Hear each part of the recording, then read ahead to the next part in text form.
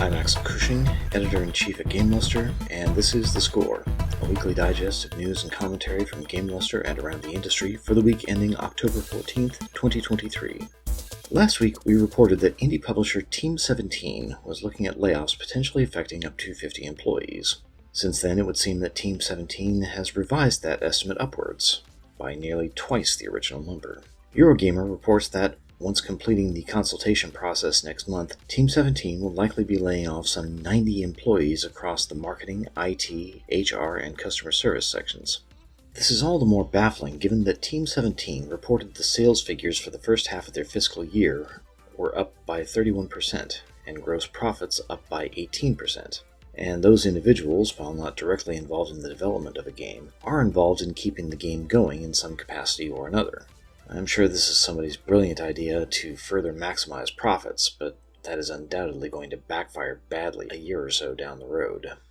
Bohemia Interactive, developer of military simulation Arma 3, is once again having to instruct people on how to tell the difference between real war footage and manufactured fakes. In a recent Twitter post, Bohemia Interactive released the following statement. With the tragic events currently unfolding in the Middle East, we feel it is vital to share once again our statement concerning the use of Arma 3 as a source of fake news footage. It's disheartening for us to see the game we all love being used in this way. While we have found ways to tackle this issue somewhat effectively by closely cooperating with leading fact-checking agencies, sadly we can't mitigate it entirely. We can see many of you actively helping debunk such videos on various social media platforms, and we thank you for this.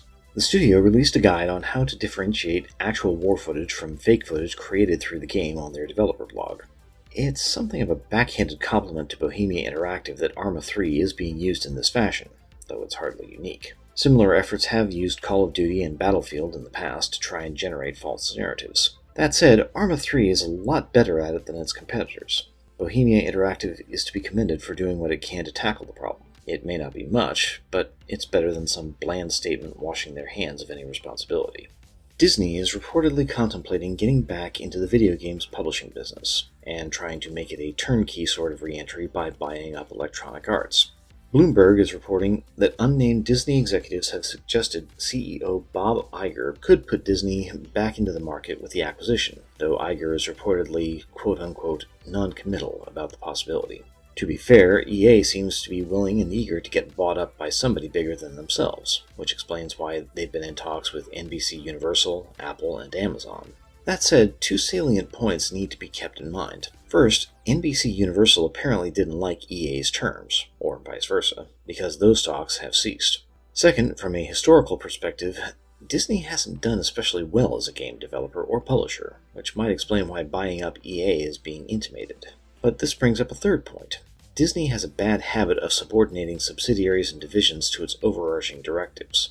EA very likely wouldn't be in control of anything, which means no EA studio would be in control of anything. Picture the debacle of Anthem repeated over and over again, because the suits in Anaheim can't figure out what to do about these video game things that they have no experience with and no desire to truly understand beyond how much money they bring in. And when it happens, Disney will wash its hands of EA. The supreme irony for a company whose own bad treatment of studios has led to the well-known EA mass grave meme would be getting its own proverbial bullet to the head from Disney. Hopefully, Bob Iger does the smart thing and adopts an if it ain't broke, don't fix it plan, which keeps Disney as a licensor. That has worked out a lot better for everybody, and it'd be a crying shame to screw that up. In the wake of massive layoffs throughout the games industry, two major studios are suddenly dealing with large numbers of unionized staff members. In Sweden, Just Cause developer Avalanche Studios is in contract negotiations with trade union Unionen after over 100 employees joined the union. Neither Avalanche nor Unionen have commented about the nature of the talks and what issues are being discussed. Unionen did release a statement stating they were, quote, very hopeful about the prospect of signing a collective bargaining agreement, end quote. Avalanche's own statement reads as follows. As an employer, we're committed to creating the best possible conditions for all Avalanchers to thrive. We support and welcome any initiative that goes in this direction. This also means that we listen, initiate dialogue, and encourage people to bring forward their perspectives and needs, end quote.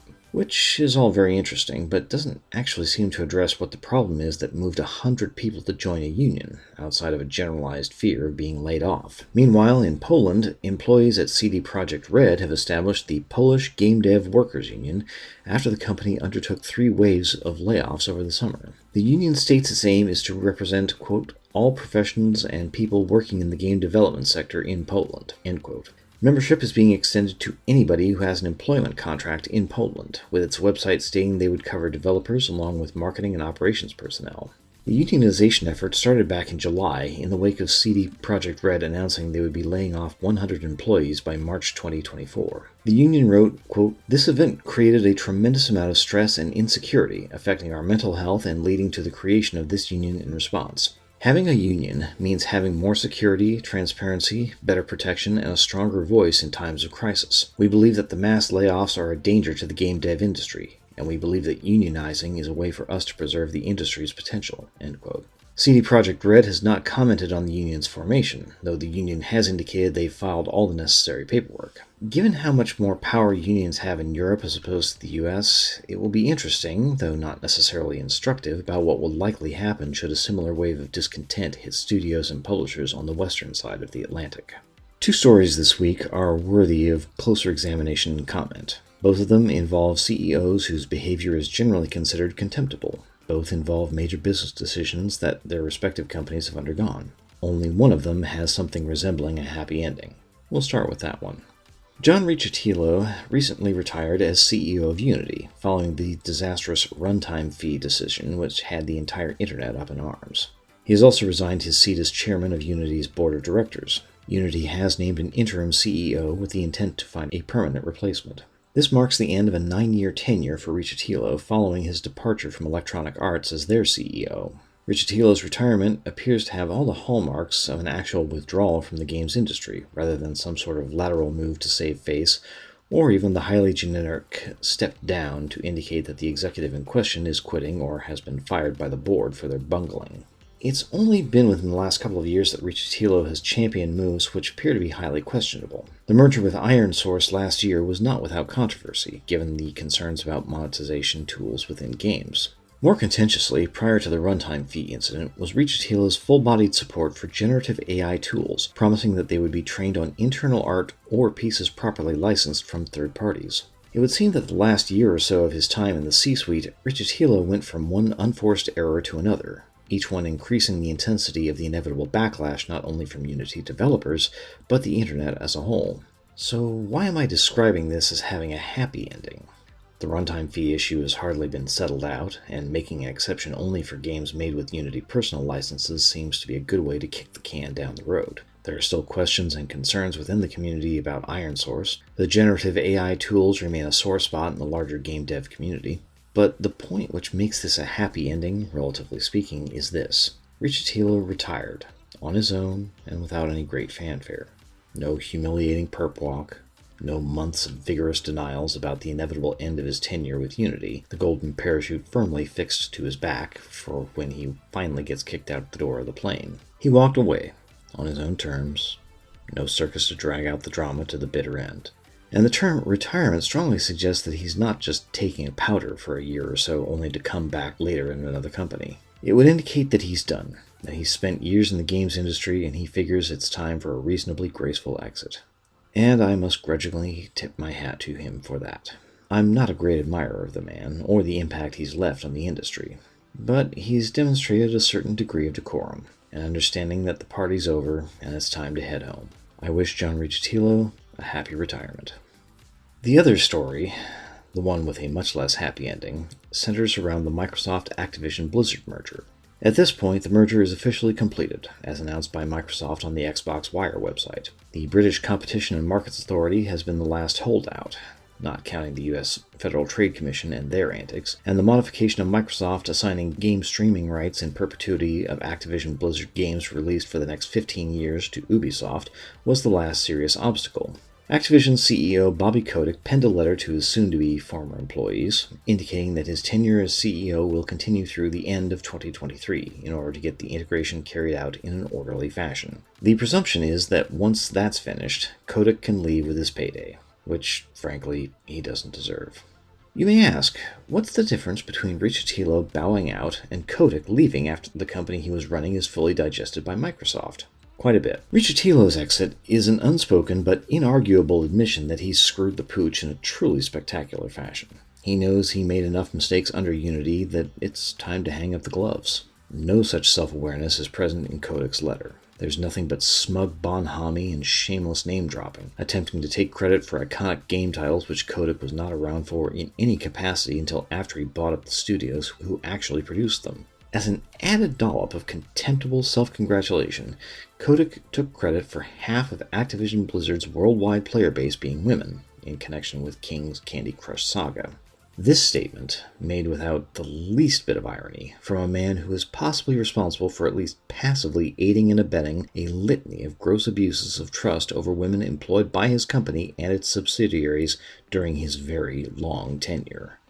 I'm obliged to point out that Bobby Kotick has not been charged with any crimes or been named as a defendant in any civil litigation at this point pertaining to activities which were the subject of a lawsuit by the California Department of Fair Employment and Housing, or which came to light in the wake of an investigative report from the Wall Street Journal in late 2021. As such, he enjoys the presumption of innocence until otherwise proven guilty, culpable, or liable in legal proceedings. But that presumption does not immunize him from suspicion. It does not shield him from questions or criticism. It does not nullify the existing legal record of prior misconduct which was ultimately settled out of court. I am aware that such settlements often contain a clause that the accused does not make an admission of guilt. Yet the settlement itself can very well be construed as such outside the confines of the proceedings which ultimately produce it.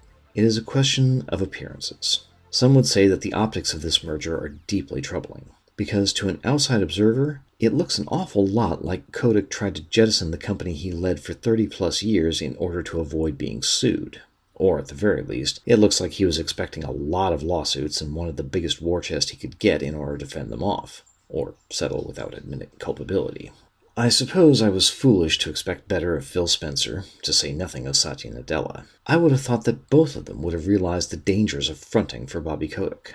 Or maybe they did, and the lure of so many potentially profitable franchises was simply too much to resist from a purely fiscal standpoint.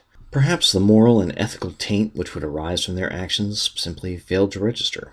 Or maybe they believed Microsoft's reputation is already so tattered, a little more dirt on the edges of the rags wouldn't make much of a difference. Regardless, it's one more coal of contempt added to the pile. Whatever happens to them as a consequence of their decision is on them, and any sense of outrage or injustice they may feel for any complaints arising from the merger which they may earn leaves me thoroughly unmoved. Microsoft got their big games catalog. Bobby Kotick is going to get his cut. And we, as gamers, are going to be the ones who suffer in the brave new world they've created for us. That's why this is not the story with a happy ending. If you've enjoyed this podcast, please like and subscribe. You can find other news articles along with guides, reviews, and features on our website, GameLuster.com. The opening music for the score was written and performed by Nirav Gandhi. I'm Axel Cushing, Editor-in-Chief at GameLuster, and this has been The Score. Thank you for listening.